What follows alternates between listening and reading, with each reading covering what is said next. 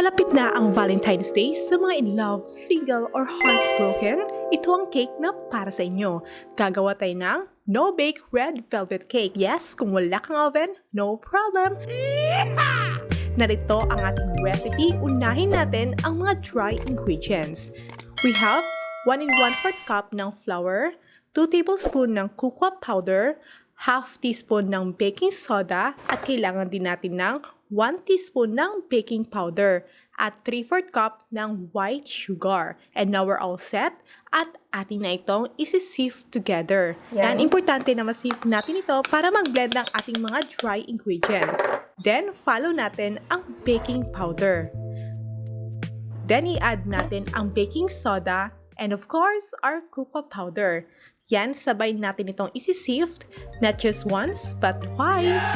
Sieve lang natin ito.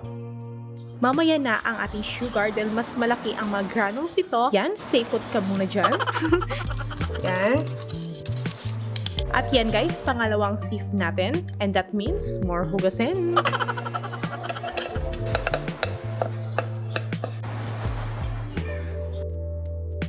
This time, ilalagay na natin ang ating white sugar. I-mix lang natin ito and we're done with our dry ingredients. Now, let's proceed to our wet ingredients. And here's what we need. 3/4 cup ng melted butter, isang egg, 2 tablespoon ng red food color, at 3/4 cup ng all-purpose cream, at 1 tablespoon ng vinegar. At kung meron kayong sour cream na available sa iyong kusina, skip nyo lang itong dalawa, but for now, let's make our homemade sour cream. Just mix all-purpose cream or you can use heavy cream at vinegar. Then, i-mix na natin ito ng mabuti and that's our sour cream. Then, lagyan na natin ito ng melted butter. Isang itlog.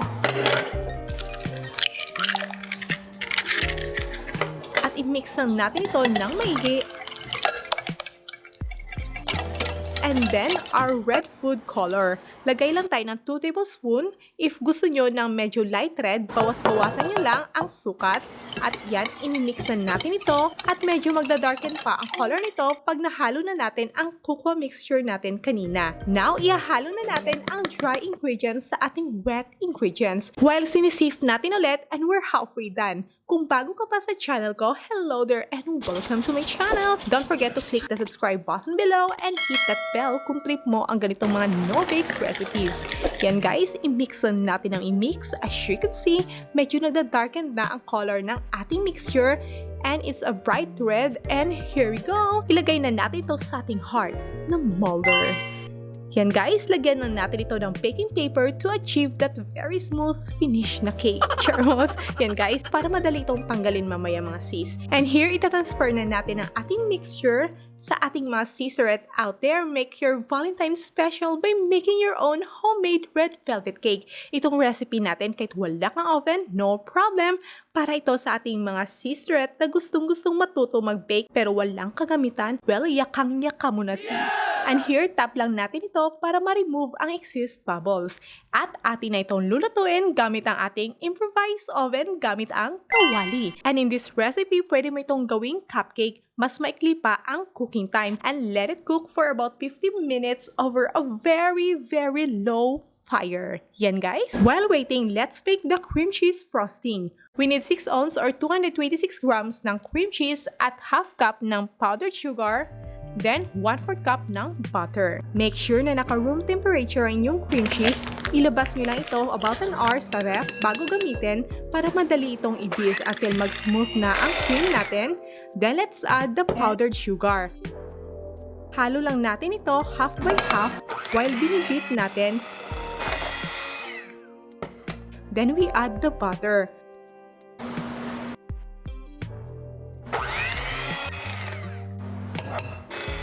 Yan until mag-smooth na ang consistency ng ating mixture. Then ilagay na natin ito sa ating pastry bag. Gamitin ko lang itong tip pang design mamaya and here we go.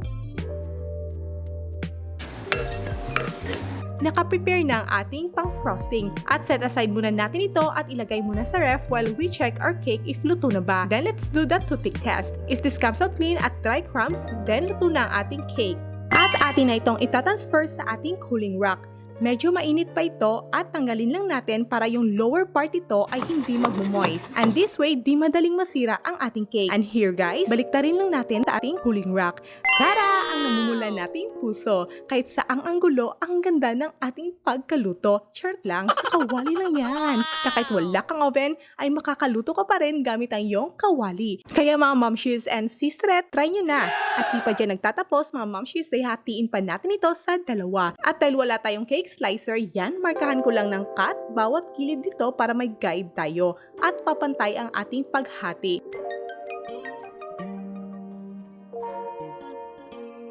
At yan, atin na itong bilugin at hatiin.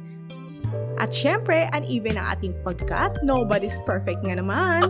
Tanggalin lang natin ang sobra-sobra at gawin natin itong crumbs pang toppings mamaya. See? May silbi pa rin. Yan, itabi lang natin ito pang design natin mamaya. At ngayon, maglalagay na tayo ng frosting. Paikot-ikot mo lang ang paglagay kaya ng pagpapaikot niya sa'yo. Yan, generous ako pagdating sa filling, so damihan ko na. Then, scrape lang natin para pumantay at smooth ang finish nito. And then, ipatong na natin ang second half. And here, lagyan ulit natin ng frosting sa taas.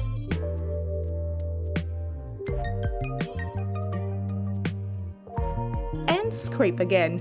It's really up to you kung anong design ang gagawin mo for your cake. And of course, let's top this with our crumbs na naitabi natin kanina.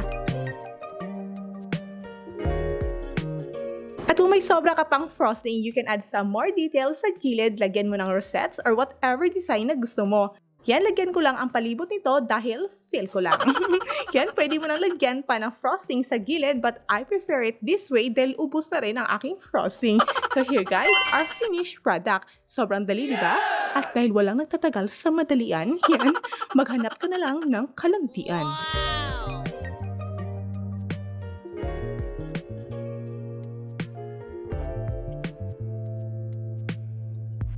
Well, ito ang broken-hearted cake na para sa iyo. Sino bang mag-aakala na sa kawali lang ito niluto? Ito, pag binili mo ito sa mga cake shop, sobrang mahal na.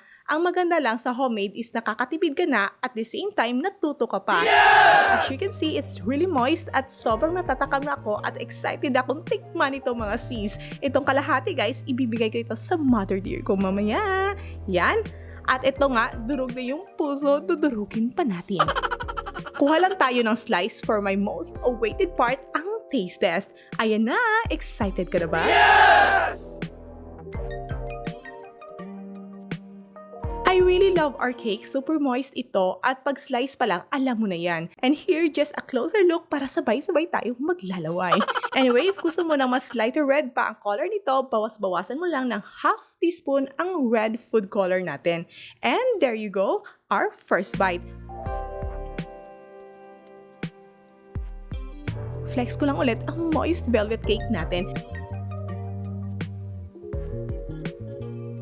And here, masarap. Hindi siya matamis na klase ng cake. Sobrang match din ang frosting nito sa cake natin and it really melts in your mouth. Kaya sa ating mga sisterette na walang oven, well, our channel is all about no-bake recipes. Marami pa tayong mga recipes na i-share sa inyo, kaya if you're new to my channel, hello there, and don't forget to subscribe and click our notification bell para updated ka sa ating mga bagong no-bake recipe na i-upload every week. Kung may mga katanungan ka, let me know in your comments below. And again, my name is Ice, and thank you so much and enjoy cooking!